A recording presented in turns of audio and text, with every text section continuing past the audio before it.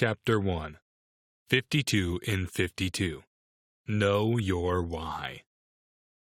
You're going to do what? You're going to do what?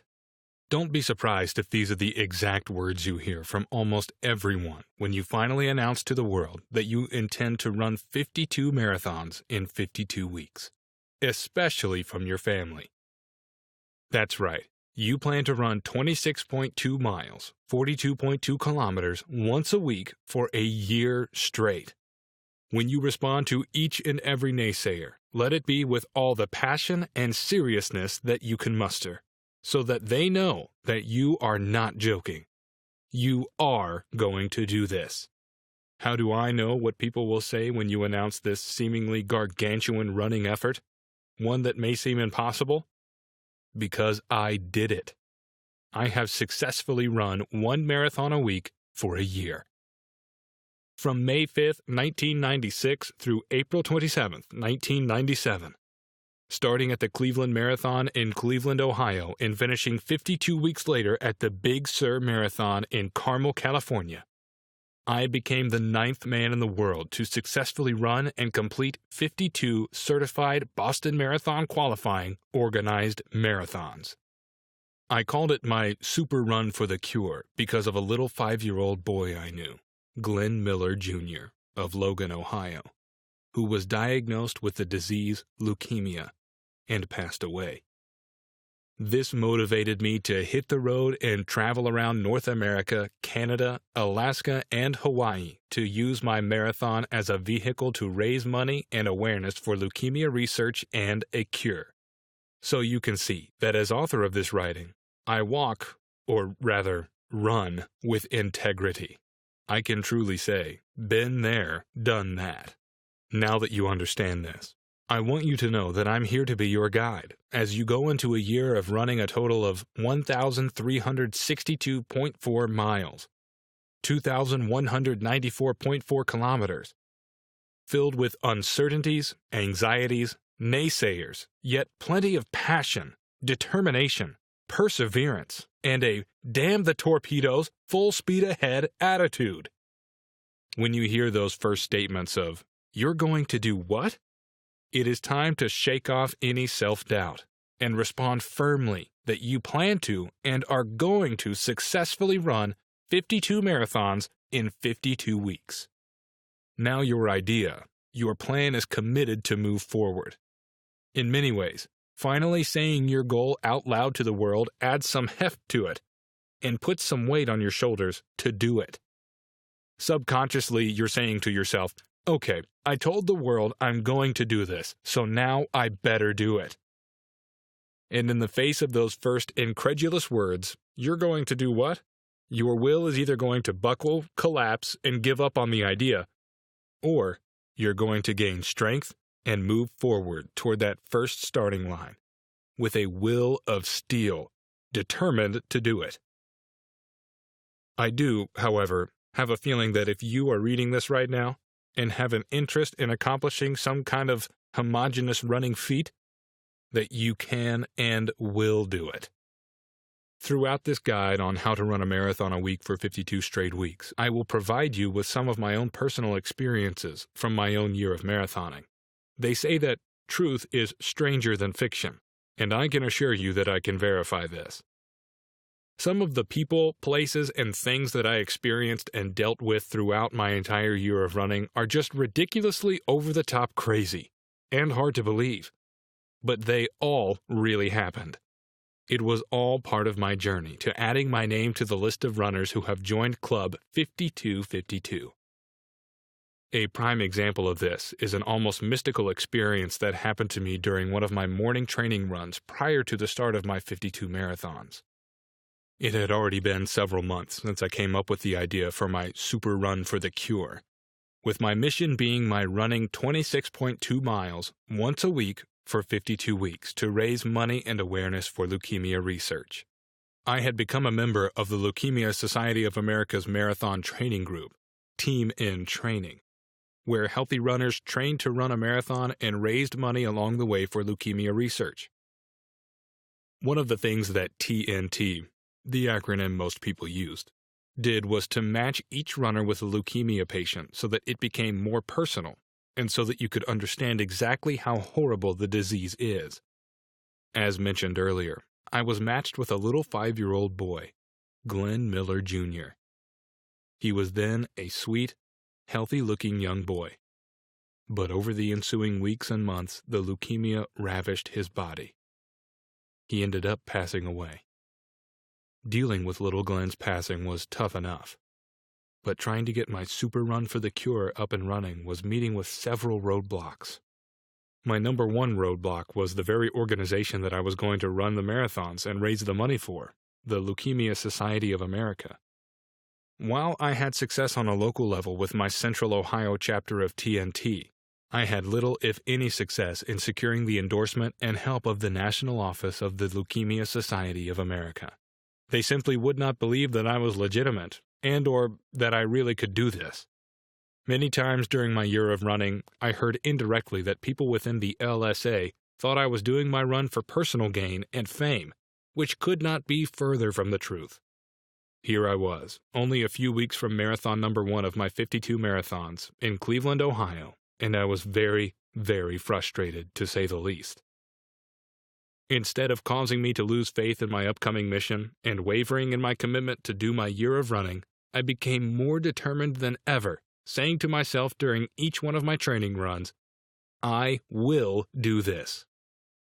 With this scenario in mind, on this particular morning, I was running down a rough dirt and gravel road throughout the rugged but beautiful countryside in Hocking County, located in southeastern Ohio. The morning fog and mist was starting to lift as the rays of sun lit up the countryside as it rose above the horizon. I was near the end of my 6-mile run, lost in thought, when all of a sudden I realized that I was not alone. It was then that I looked up and saw thousands of people of all ages and creeds lining both sides of the dirt road, cheering me on and clapping as they yelled, "Carl, be our hero! Be our hero! Be our hero!" It was then that I realized that these were the spirits of leukemia victims who had succumbed to the disease throughout the ages, and they were appearing to encourage me to move forward with my mission of running 52 marathons in 52 weeks for a cure for leukemia. I was stunned as I witnessed this incredible scene, and I thought to myself as I kept running that so many have died. Then I perceived a group of young, healthy-looking children running and laughing joyously in front of me. It was then that I realized that they were led by little Glenn Miller Jr., looking just as he did when I met him the very first time, healthy and happy. I never stopped running, and as I crested a small hill that led back to my home, the scene slowly faded, as did their shouts of, "Carl, be our hero." I stopped at the top of the hill and looked back, and in stunned silence and dripping with sweat, all I saw were the brilliant rays of sun cutting through the wafts of mist. The only sounds that resounded were the songbirds greeting the new morning, as I turned and said to myself with a will of steel, I will do this, and ran as hard as I could the last mile to my house. So, let us run together to the next part of this book and learn the history and the runners who laid the groundwork for you to do this year of marathoning. The history of a marathon-a-week running. In hindsight, I can't say that I'm sure just where my idea of running a marathon a week for a year even came from. I can't recall ever having heard of anyone doing this type of running feat, let alone having ever heard of anything called ultra running. My idea to do this was an epiphany, at least on the personal level. It was not until I got into my year of running 26.2 miles once a week that I met many runners from the 50 States Marathon Club, who regaled me with their own massive marathon running adventures. They welcomed me with open arms, and I soon became a part of their closed circle of marathon maniacs, and shared many good times with them week after week, in city after city, and in state after state. Getting to know these runners and becoming a part of their marathoning community soon perked up my interest in who and how many people had already accomplished what I was attempting to do. It all started with an ex-Marine, 24-year-old Jay Helgerson, who dropped out of the University of San Francisco to do it. From January 1979 to January 1980, Helgerson became the first person on record to run and complete one marathon a week for 52 straight weeks. He was consistently a sub-3-hour marathoner, and he had just run a 3-hour, 9-minute marathon, so he entered another marathon the next week to improve his time, and then another, and then another, and another. It was Jay Helgerson who established this new threshold of running consecutive weekly marathons. Since Helgerson's accomplishment in 1979-1980, the marathon-a-week list of runners has slowly become longer and longer, especially since the beginning of the 21st century. My investigation as to who the 2nd through 7th runners were, who also accomplished the 52 and 52, has proved to be fruitless, even after I asked the people who should know, the 50 States Marathon Club. However, as you pursue having your own name written in the 52 and 52 record book, please understand that what you are doing is in no way new and unprecedented. With this in mind, in no way, shape, or form does this diminish what you are about to undertake as a runner. As a matter of fact, and I can say this with absolute certainty, it's huge. According to the 50 States Marathon Club, Runner's World Magazine, and other sources, here is a short list of just some of the amazing multiple weekly marathoning that has been accomplished. Gordon Hartshorn, who was the 8th man to hit 52 and 52, ran 74 marathons in 74 weeks in 1996 and 97. Larry Macon ran 106 marathons in 2010, then completed 255 in 2013. Wally Herman ran a marathon in all 50 states in 1983. Yolanda Holder ran 106 marathons in 2010, the same year Larry Macon ran 106. Ray Sharonbrock has completed marathons in all 50 states and Washington, D.C. 10 times. Julie Weiss of Santa Monica, California became one of the few women to successfully run 52 and 52 in 2012-2013. In 2013, Jim Simpson became the first American to run a total of 1,000 marathons. Rick Worley was the first to run a marathon in all 50 states plus D.C. in one calendar year in 1997, and then went on to once run 200 marathons in 159 weeks. In Denmark, a woman named Annette Fredskov ran and completed a marathon every day, 366 of them, from July 15, 2012 and July 14, 2013. It should be noted that she didn't run in certified road races, but instead ran most of her marathons on a 3.48-mile loop by her home. But the one all-time champion of multiple weekly marathons has to be Chuck Engel of Lancaster, Ohio. Here's a list of his amazing marathon prowess. By 2010, he had run 200 sub-3-hour marathons. He has run a marathon in all 50 states with an average of 2 hours, 38 minutes. He has won a marathon in all 50 states. He set a world record for the most marathons won by one person, 145. To top off this amazing list of incredible distance runners is the king of the ultra-marathons, any distance beyond 26.2 miles, Dan Karnazes. Karnazes' running biography reads like this: ran 350 miles, 560 kilometers, in 80 hours and 44 minutes, without sleep in 2005. Single-handedly completed the Relay, a 199-mile, 320-kilometer run from Calistoga to Santa Cruz 11 times. Ran a marathon to the South Pole in negative 13 degrees Fahrenheit, negative 25 degrees Celsius temperatures without snowshoes in 2002. Ran a marathon in each of the 50 states in 50 consecutive days in 2006. Other athletic achievements include winner Badwater Ultramarathon, 135 miles, 217 kilometers across Death Valley in 120 degree Fahrenheit, 49 degrees Celsius temperatures, 2004, with 5 other top 10 finishes from 2000 to 2008. Winner Vermont Trail 100-mile endurance run, 2006. Overall winner 4 Deserts Race Series, 2008. American Ultra Running Team World Championships 2005 and 2008, 148 miles, 238 kilometers in 24 hours on a treadmill in 2004. 11-time 100-mile, one-day silver buckle holder at the Western States Endurance Run, i.e. better than 10 24-hour finishes, 1995 to 2006. Ran 3,000 miles, 4,800 kilometers across the United States from Disneyland to New York City in 75 days, running 40 to 50 miles, 65 to 80 kilometers per day, 2011. One of the very cool things that were a product of my super run for the cure was that I got to run with some of these amazing people and become friends with them. Specifically, I got to know Ray Sharonbrock and my fellow weekly marathoner, Gordon Hartshorn.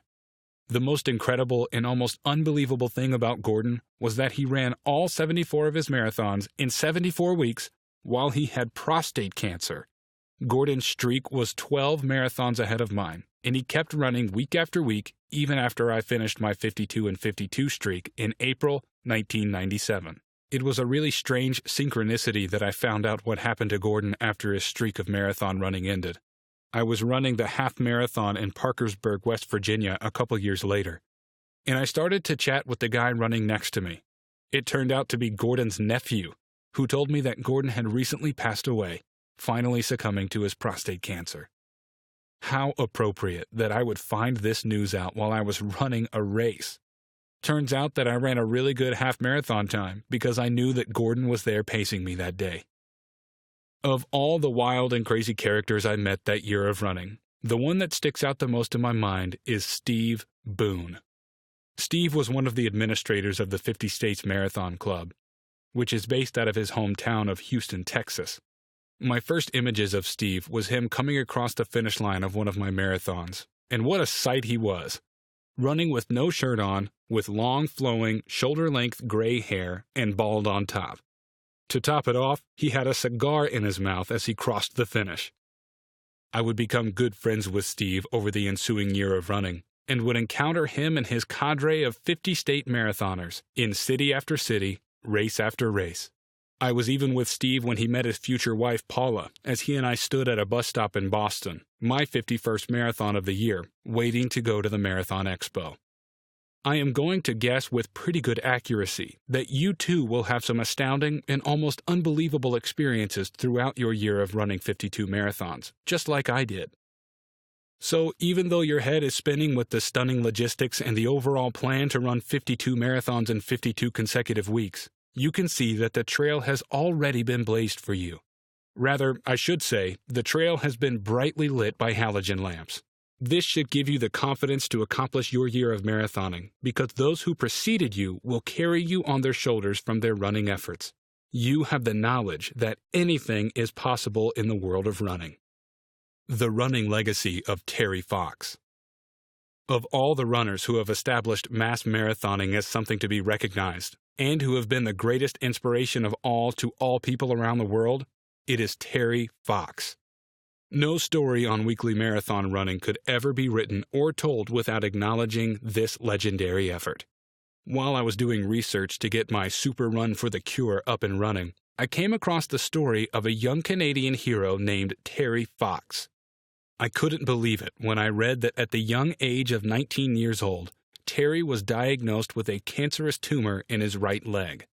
Unfortunately, his leg had to be amputated above the knee to save his life. What does this have to do with running? Specifically mass marathoning? Well, it seems that during Terry's recuperation after the amputation, he came up with the idea to run across Canada, from east to west coast, at a marathon a day or more, in order to raise money and awareness for a cure for cancer. So, on April 12, 1980, starting in St. John's, Newfoundland, Terry, with only one buddy in a van as his support, set off on his cross-Canada Marathon of Hope. Running on one good leg and one low-tech prosthesis, he took on the challenge of running across the entire country of Canada, day after day, a marathon or more every day, all on just one good leg. At first, the Canadian Cancer Society did not back his effort. That is, until the media picked up on this gritty young man with one good leg running across their huge country. The Canadian media started doing daily stories on Terry's amazing marathon of hope and how he just would not quit. Soon, every town he ran through found him being trailed by long lines of cars filled with his fans encouraging him on. Every city brought more and more media coverage, and this was all before anything like the internet and social media even were a flicker on the reality screen of the world. Once the notoriety and fame of his efforts spread, then the Canadian Cancer Society came on board to support him. This inspired me to not give up hope, as the National Office of the Leukemia Society was not supporting me. After 143 days and 5,373 kilometers, 3,339 miles of running, Terry had to stop his incredible run at Thunder Bay, Ontario, because his cancer had recurred and spread to his lungs. Even though this cancer put him down, the nation of Canada responded en masse by donating $24 million for cancer research and Terry's Marathon of Hope. On June 28, 1981, Terry Fox died at the age of 23 years old. But that did not stop the effort to find a cure for cancer in the country of Canada. In 2016, the Terry Fox Foundation announced that over $715 million had been raised in Terry's name. Since his passing in 1981, over and over and over again, Terry Fox has consistently been named one of Canada's top heroes, all from running a marathon or more a day for 143 straight days on one good leg. Once I had read Terry Fox's story, I was hooked. All I could think of at the time was, seriously? This guy could run a marathon a day on only one good leg? Think what you can do, Carl, on two healthy legs. A wimpy, once-a-week 26.2-mile run should be quite doable then. His fame and legend grew so big that the television movie network HBO eventually went on to do a movie about Terry's life and his run. Also, because of Terry, I found that when I ran marathons in Canada, I ran Ottawa, Calgary, and Montreal, I was received and supported fantastically by the people of Canada, simply because they understood exactly what I was doing and why I was doing it, all because of Terry Fox. I most definitely heard far less statements of, "You're crazy," in Canada than I did in the States. So if you're thinking of doing a full year or more of running marathons, look no further than the story of the amazing Terry Fox and his Marathon of Hope run in 1980 for inspiration. Believe me, there is no greater runner and no greater inspiration than Terry Fox. Create a mission statement. This chapter is titled 52 in 52. Know your why. And that is why it is so important to create your own mission statement as to the why and how of your running 52 marathons in 52 weeks. Running in and of itself is sufficient. It's healthy, it keeps you fit, it's meditative, and it is a way to self-express yourself with your lifestyle.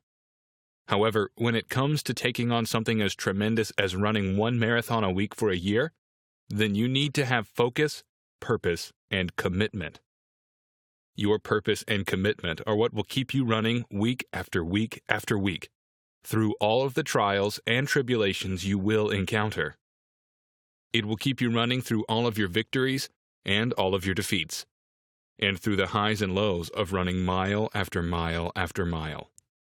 This is why it is vitally important for you to create a mission statement for yourself before you begin your run. You may have a cause like I did, running for a cure for leukemia. You may be running to honor the memory of a loved one, or you may simply be running to prove to yourself that you can do it, maybe even break a world record. Whatever your reason for wanting to run 52 marathons in 52 weeks, take the time to sit down and write out a mission statement, like, from September 7th, 2020 to September 6th, 2021, I will successfully run and complete 52 marathons in 52 weeks with the purpose of, state your purpose or mission. By creating and writing down this mission statement, you will be able to respond with purpose and affirmation when someone comes up to you with the ever-present statement, "You're doing what? You're crazy." Not only that, but writing and verbalizing your mission statement actually adds power and emotion to what you're going to attempt to accomplish. which translate into faith and belief in yourself that you really can do it. These days, it seems that almost every race or run has some form of charity or cause attached to it, and there is absolutely nothing wrong with that. However, it is also okay for you to do this year of running just for yourself, because you can. The beauty of running is that, in and of itself, is a form of self-expression, a stress reliever, and a boundless extension of a healthy and fit lifestyle. Regardless of your reason to run 52 and 52, make it a point to still create your mission statement, as at some point in time during your year of running, it may be the only thing you have to hang on to. Post this statement on your dashboard, type it into your smartphone, or post it on the mirror of your hotel room. The point is to always keep it at the forefront of your mind as you near yet another finish line. I can verify just why it is so important to have a mission statement prepared as you go into your year of running marathons, especially if you are running for a cause. As previously mentioned, I had a few proponents who encouraged me along the way. And unfortunately, the key naysayers of mine existed within the Leukemia Society of America, the organization that I was running to help benefit. However, it did not take long for me to realize that I had tremendous support from the general population of runners and non-runners that I came into contact with over the 52 weeks. My mission statement of "I will run 52 marathons in 52 weeks to raise $1 million for leukemia research and awareness" most definitely caught the attention of the general populace of every single town I visited during my travels and running. Much of the time, I would have a booth set up at the pre-race expo, and person after person would come up to me with encouragement, kind words, and a donation, plus the inevitable "that's crazy" comment. As a matter of fact, I believe that if it weren't for this street-level support I've received along the way, I might have become totally despondent, and even given up. I realized that once people find out that your mission is one that drives them emotionally via their own experiences, they will many times offer you unsolicited support with such things as a free place to stay, food, financial donations, and a lasting friendship. Many, many times I rolled into a town without any idea where I was going to stay, or if I even had the money to continue my trek, and I would leave town after the marathon with a full stomach, money in my pocket, new friends, and a shiny finisher's medal hanging from my neck. For example, my fourth marathon of my 52 happened to be the Coeur d'Alene, Idaho Marathon, which was scheduled to be run on my birthday, May 26, 1996. I had previously contacted the race director, Gail Jacqueline, about seeing if she could provide me with any support, and I let her know what my missions of running the marathons was. As it turned out, my visit to run 26.2 miles in Little Coeur d'Alene was the place that taught me all about the unbeknownst open-door policy of the people of America and Canada. Gail Jacqueline, as it turned out, instantly became one of my biggest supporters of my Super Run for the Cure.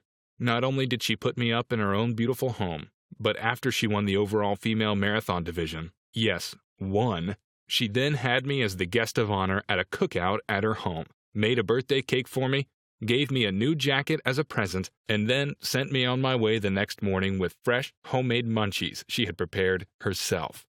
What an absolutely phenomenal way for my heart and mind to be opened by this amazing support I received from not only Gail Jacqueline, but from the entire running community and the town of Coeur d'Alene, Idaho.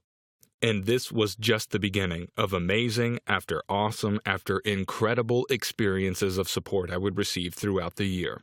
All because people got wind of what my mission was and threw their unconditional support behind me. This continual support that I stumbled upon in city after city, week after week, was the wind for my sails that propelled me to the finish line of marathon number 52 at the Big Sur Marathon on April 27, 1997. I think that you may be able to see from my experience as a member of Club 5252 that having the powerful force of a cause adds deep emotion and determination to move forward, against all odds, to accomplish running the seemingly impossible task of running 52 marathons in 52 weeks. Running 52 marathons in 52 weeks takes passion. So you have announced to the world what you intend to do. Run 52 marathons in 52 weeks. and you've made the commitment by writing your mission statement. Sure, you've been training for weeks and months, maybe even for years as a runner to do this. But do you have the key ingredient it takes to get you through the grind of 52 straight weeks of running 26.2 miles? That key element is passion. If you don't have the passion to do this, you more than likely will fail in this endeavor. Passion is a mixture of desire, strong motivation, inspiration, perspiration, and downright determination to accomplish your mission. If you look at having passion to run this year of marathons from a pure emotional standpoint, you've got to have heart. There could be nothing worse than getting 20 weeks in of your running marathons and simply losing interest in it, or allowing the simplest tribulations or roadblocks to keep you from moving ahead to that 50-second finish line. Your passion to accomplish this mission is directly linked to your reason to do this. So make sure this is a powerful combination that will fuel your engine throughout the year. If your passion wanes sometimes throughout the year, which it most certainly will, remember to relight the fire of your passion to keep you going. Many times, the naysayers along the way can be just the fuel you need to rekindle your passion, as your competitiveness and determination again grow brighter. Make your year-long mantra, "I can do this." During those many months throughout the year when I was down and depressed, and wondering out loud, usually during yet another 14-hour drive across the middle of nowhere on yet another interstate highway, I would once again conjure up the incredible image of those thousands of leukemia victims that had appeared to me cheering me on and yelling, "Carl, be our hero!"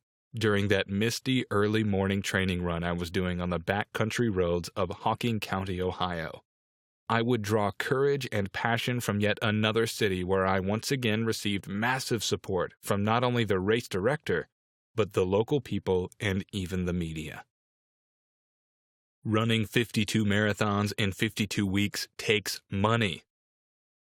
When I came up with the idea for my super run for the cure, I figured I would come up with the money to accomplish this seemingly gargantuan effort by getting sponsors to foot the bill. Easy peasy, right? When much of my proposed sponsorships failed to pan out, I went to Plan B, to find the needed money to stay on the road and run for an entire year. So what did my buddy Jerry Snyder do? One of the 3 key people who helped me throughout the year? Why, put me in debt $5,000 before I even started running. No kidding!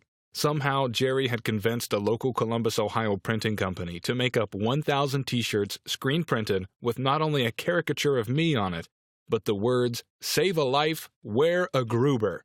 Not only did Jerry make this arrangement with the company to sell them to me for just $5 each, but they gave them to me up front and told me to just pay them the $5,000 as I could during the ensuing year. When Jerry first told me about this, I flipped out and said, "You did what?" I was so mad. But as the year went on and I needed finances to keep going, those 1,000 t-shirts helped keep me on the road. Just how that happened was many of the marathons allowed me to set up a booth at the pre-race expo to not only promote my effort, but sell my Save a Life, Wear a Gruber t-shirts. Before I used any of the money I made from selling the t-shirts for expenses of traveling all year long, I sent every single dollar I made on them to the company who had fronted me the t-shirts until the $5,000 was paid off. From that point on, I did use the t-shirt money to keep me going. However, I did not have to, but when I did sell a t-shirt and someone wrote a check for it, I had them make it out to the Leukemia Society of America. If the buyer paid cash for the shirt, then I used it for my expenses of keeping my super run for the cure going. After all, it was my own money that I had invested in them. This fact evidently turned into a point of contention with the LSA, as I heard through the grapevine that some of the people within their organization thought I was just using my 52 marathons in 52 weeks to make money for myself and gain some fame. My t-shirt revenue, however, was not the only money that I used to keep on the road. Not only did I run through the entire line of credit that I had on the equity in my home that I owned back in Ohio, I also ended up having to borrow $10,000 from my parents. The whole point to this section on getting and having the financial resources you will need to get successfully through an entire year of running marathons is be prepared. Hopefully, the stories of my blind faith, lack of money, and mistakes will inspire you to prepare a lot better than I did financially. And if you happen to be in a financial position that allows you to do it your way, and not have to worry where your next dollar is coming from, then more power to you. Believe me, your stress level will be much lower than what I endured, and you certainly won't need any more stress while running 52 marathons in 52 weeks.